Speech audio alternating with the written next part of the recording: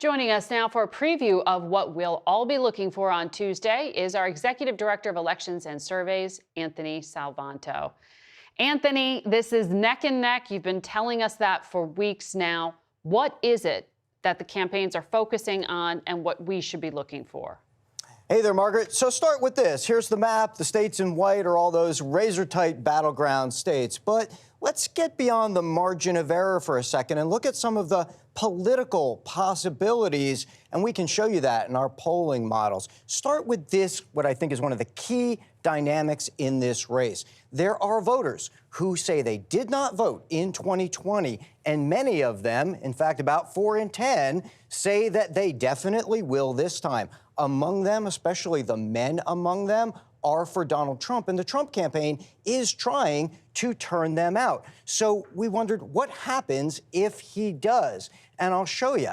On this map, we're going to run that scenario through our CBS models, and if he does turn out a lot of those non-voters, those men, they boost him, he would do well across the Sun Belt, Arizona, Georgia, North Carolina, and flip Pennsylvania, and that would be enough to put him over the top and give him the win. That's a hypothetical, but it shows you how one of those campaign dynamics could play out. Now, on the other side, there's another important dynamic, and that is the gender gap. We've talked about it a lot, and I'll show you a slide from one of our recent polls that illustrates that. So many more women voting for Kamala Harris. Well, you've seen the Harris campaign out there trying not only to get women turnout, but also some crossover from Republicans, and in particular, Republican women. So we said, what happens if she can get those Republican numbers to match closer to what Joe Biden got in 2020,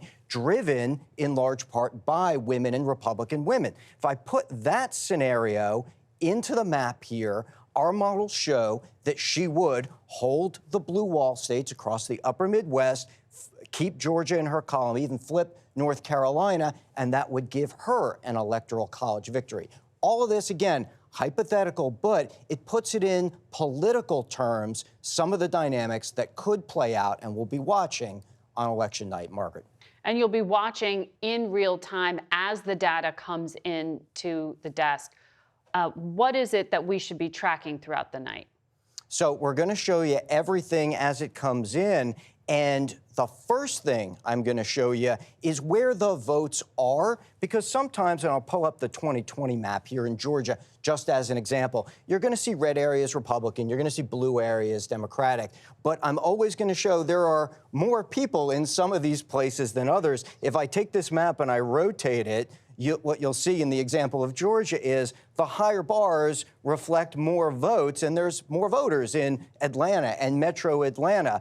And Democrats need to do well in places like that, really get a lot of turnout there, whereas across rural areas, you see it's more flat on the map here, not as many votes, but Republicans very consistently kind of add to their margins there. That's one way we're going to show you the state in full. The other thing I'm going to watch is patterns, shifts from the last election to this one. Again, as an example, if I were to show you the shift that happened from 2016 to 2020 in Georgia, Democrats, Joe Biden at the time, got a lot of those counties around Metro Atlanta shifting blue. Those rural areas shifted red, Republican. We'll see if something like that happens again. So it's where the votes come from, how they shift. And the last thing, very quickly, Margaret, I'll remind everybody, is patience. If I were to take that same Georgia timeline and show you what it looked like at, say, 9 p.m.,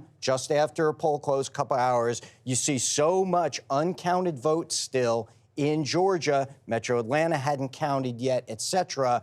If this pattern comes out again on election night, we'll want to say, hold on, let's wait for all the votes to get counted before we know the winner. Margaret? Patience is a virtue. Anthony, thank you.